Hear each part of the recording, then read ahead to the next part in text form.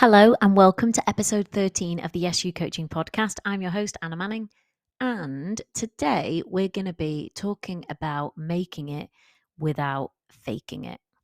So, fake it till you make it. It's a thing in common parlance. It's a thing that you hear all the time, and it's a thing that, as a confidence coach, I hear people say all the time. And a lot of people assume when they come to work with me because they want to create more confidence, they want to feel more confident at work, they think that the way I'm going to help them is by thinking about the external stuff, right? They're faking it. Are they going to be like, is she going to make me wear power suits? Are we going to like present ourselves in a way where nobody knows what's going on the inside? Like focus on the exterior, what's happening on the outside. No, no, no, no, no, my friends.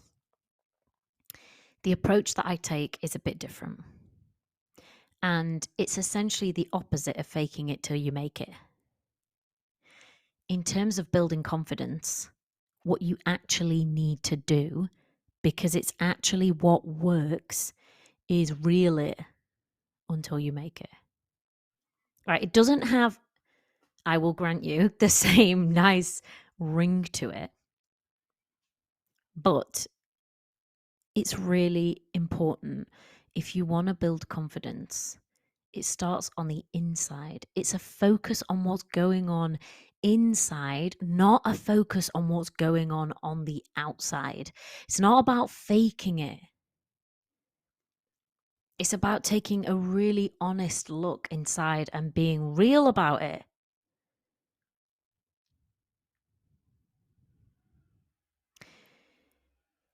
A lot of people have an idea in their head about what confidence is and what confidence looks like. And I think possibly we've got like the patriarchal archetype of, a confident like business person to thank for this.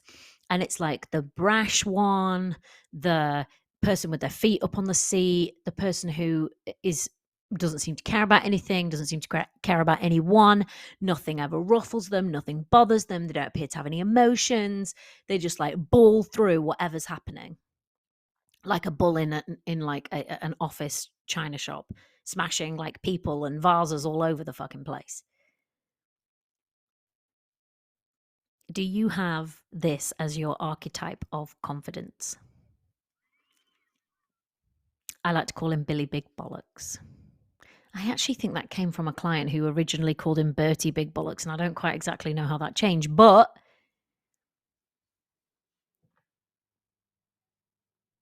the reason that I'm telling you this is because a lot of people think that in order to be a confident person in the workplace, they have to fake being like Billy Big Bollocks.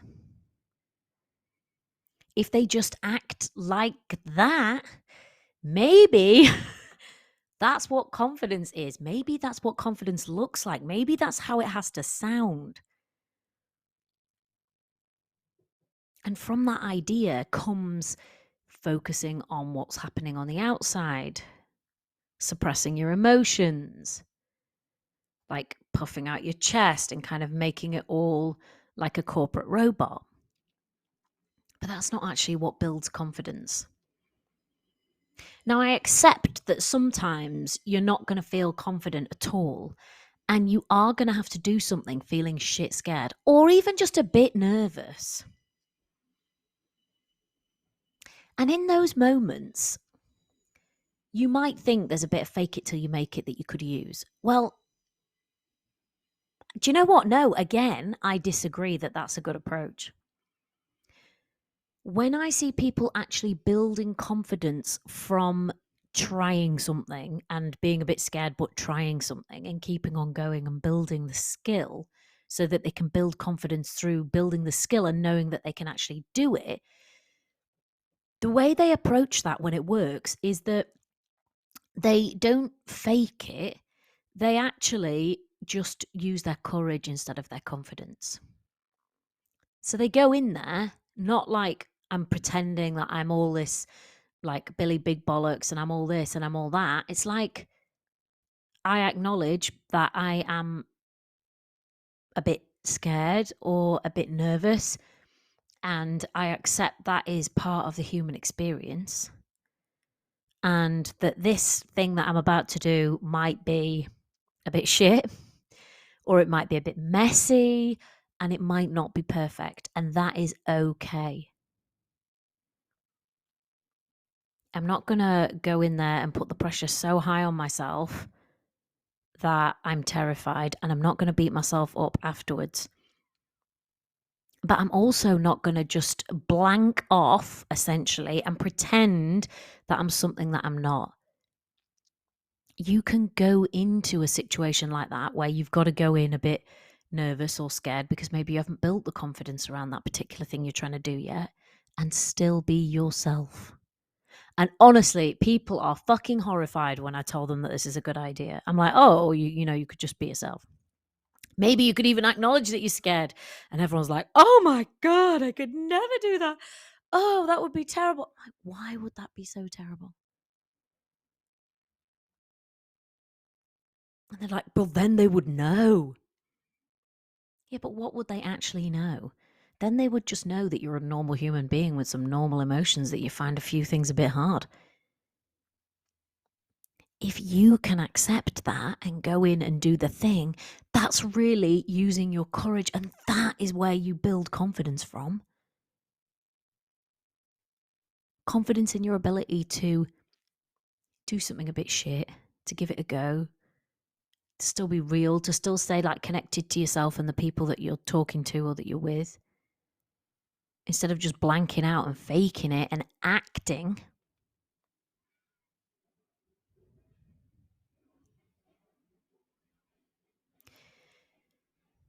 So, yes, there are times when you're going to go in there scared and you're going to have to use your courage instead of your confidence. But if you're not faking it, what would reeling it look like? Think of a scenario where you're not 100% confident, where you'd like to be more confident. Maybe it's speaking up in a meeting.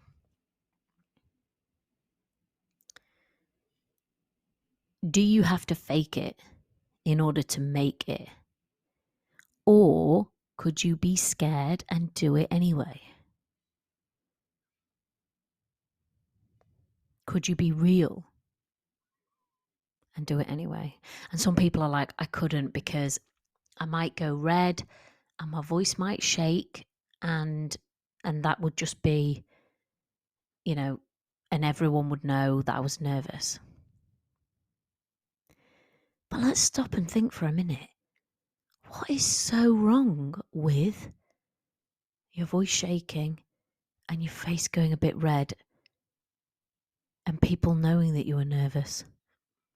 This is like a big thing that it's really common that we all try and avoid that at all costs. So we end up avoiding doing stuff so we can never build the confidence. But what if it was actually all right to just let people see you? To let people like hear your voice shake a bit and to see your chest go a bit blotchy and red. Maybe even see sweat patches on your shirt. We think that's like the worst thing in the world and to be avoided at all costs. But is that really true? What is the worst thing that's going to happen if people see or know that you're a bit nervous?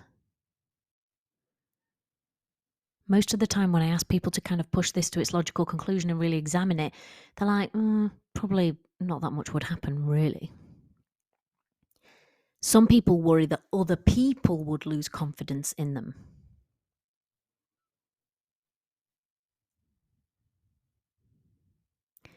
But I think it's more that they think they would lose confidence in themselves. Because it is vulnerable to do that, to let people see you, to let people see you having an emotion.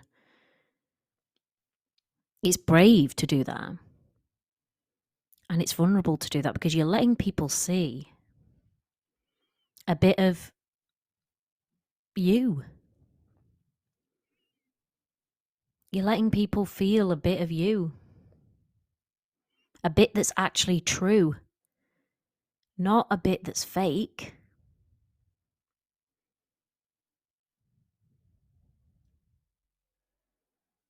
Think of it this way.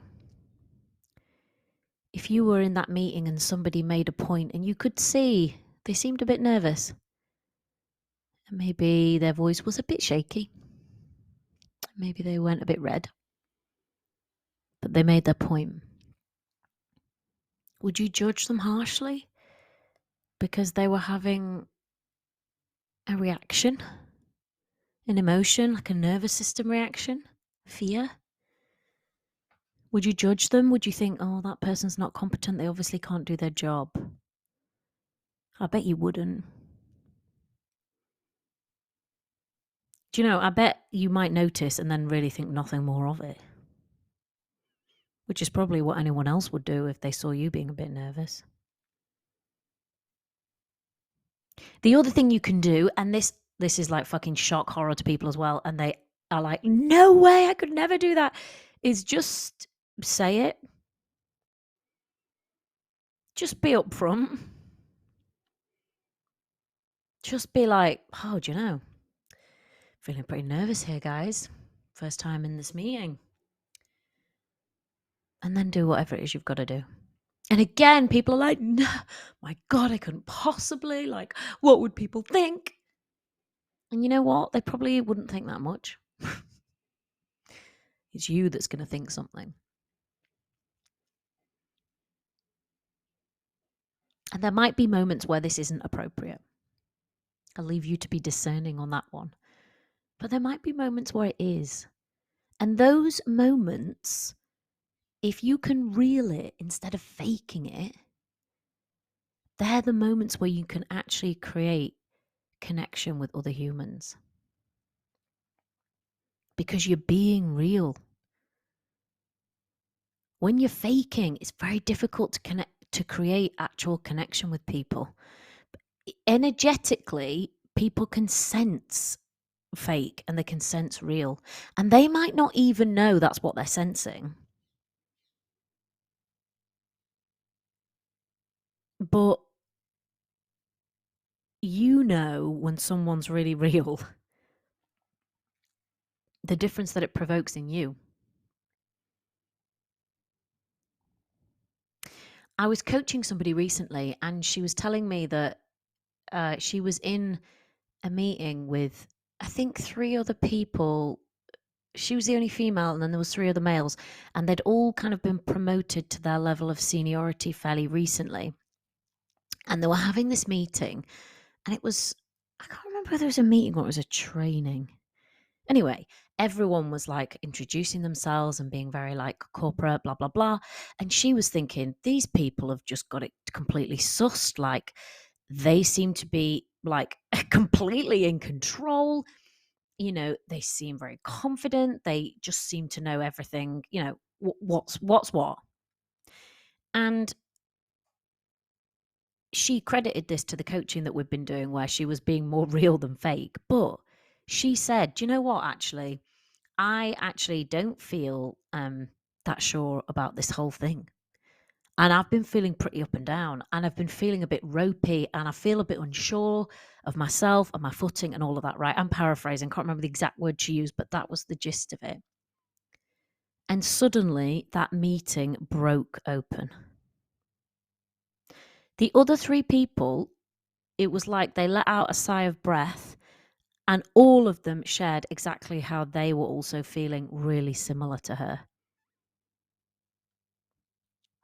Now, there's an example of somebody being really brave and actually in an environment where she thought she could, but in an environment where nobody else was doing it, everyone else was faking it.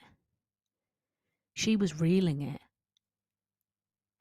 And what that did was create some actual connection between those people that were in that meeting. Because she was wide open, she made a space for other people to be like, yeah, fuck, this is actually bad. And I'd feel like I don't know what I'm doing either. 3 people she allowed to be real instead of being Billy Big Bollocks, just because she dared to actually be real instead of faking. I dream of a workplace world where faking just wasn't really a thing that we did, where we were safe enough to just like be out there and be who we actually are, and say on the day where we're feeling really sad because our dog's going to get put down, and say on the day where we feel like we have no idea why we've been promoted to this role and the self-doubt's really getting to us, and say, oh, it's the first day of my period today and I always feel completely shit. That's real.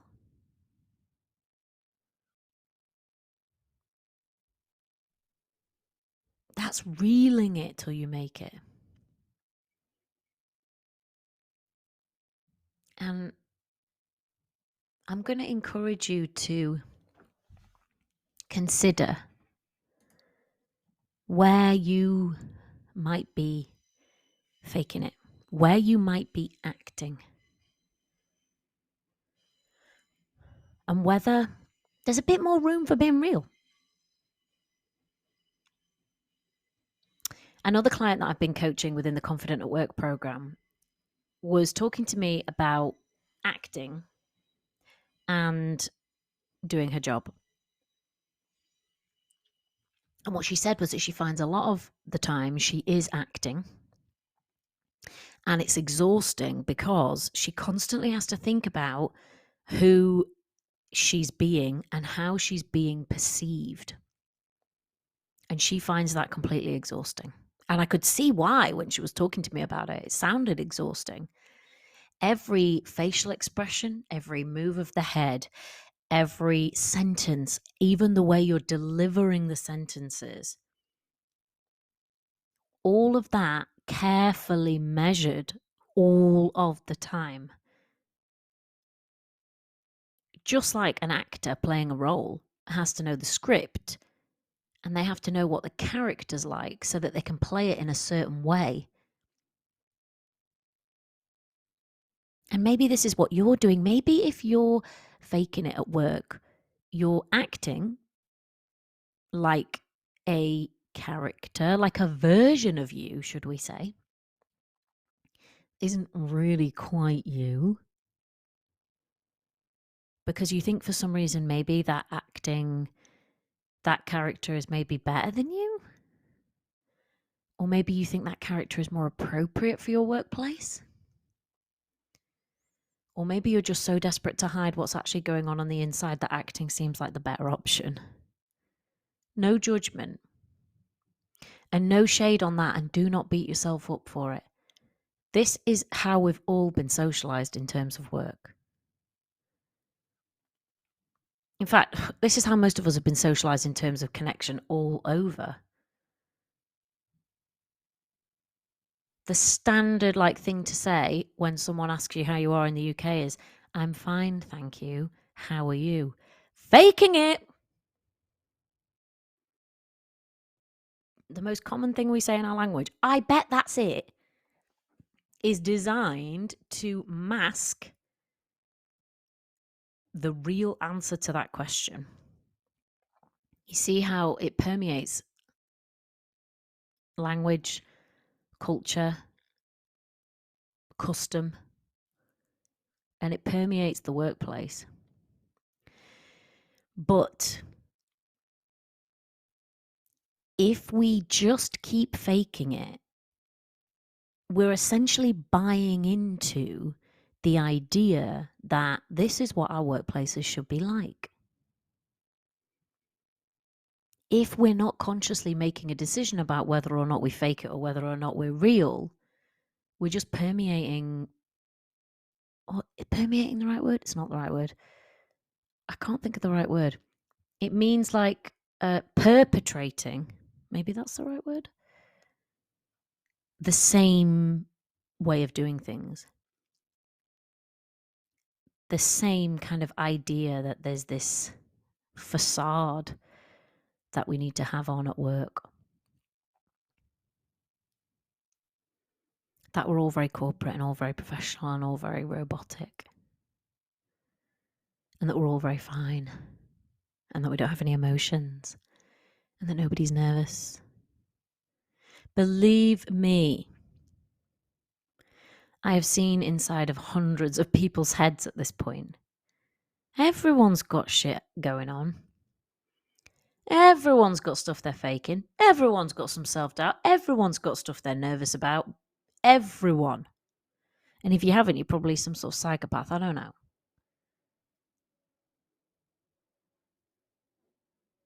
But we're all hiding it. We're walking around with these little suits of armor on. Fake it till we make it. That's the way. But what if that isn't the way? What if it wasn't the way? What if the way is a bit more open-hearted?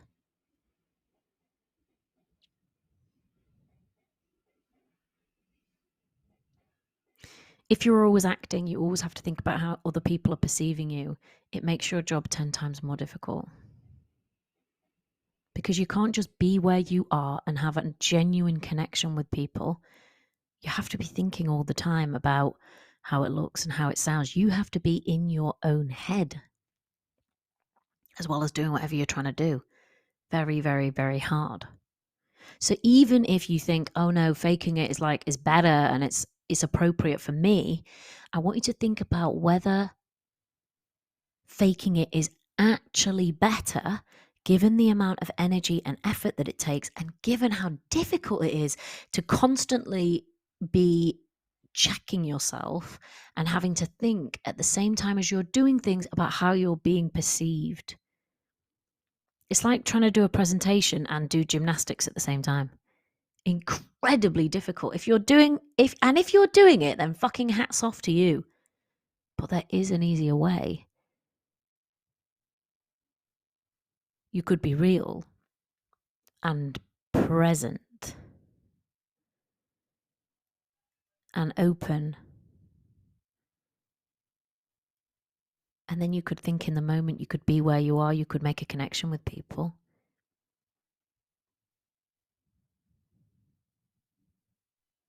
You might want to ask yourself, if I didn't give a shit about how I was being perceived, what would I be doing differently? And I'm not talking about like going in and telling your boss that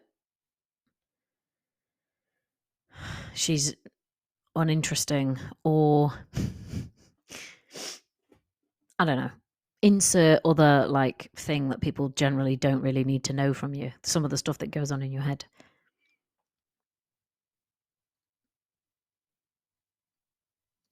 But if you didn't have to focus so much on being fake and being perceived in a certain way and acting, what would there be room for instead?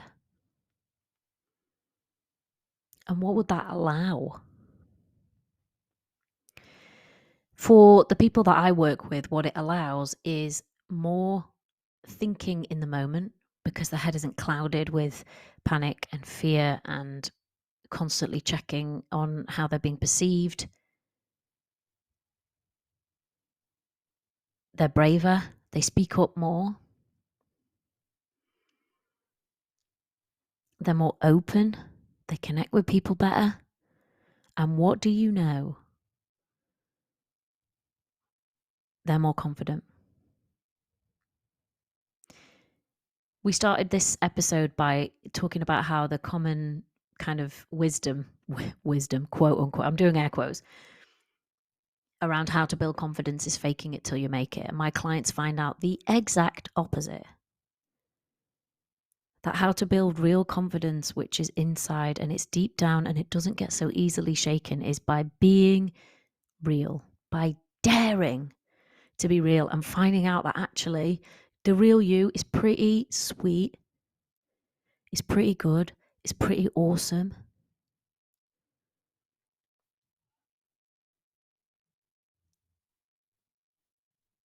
And Yeah.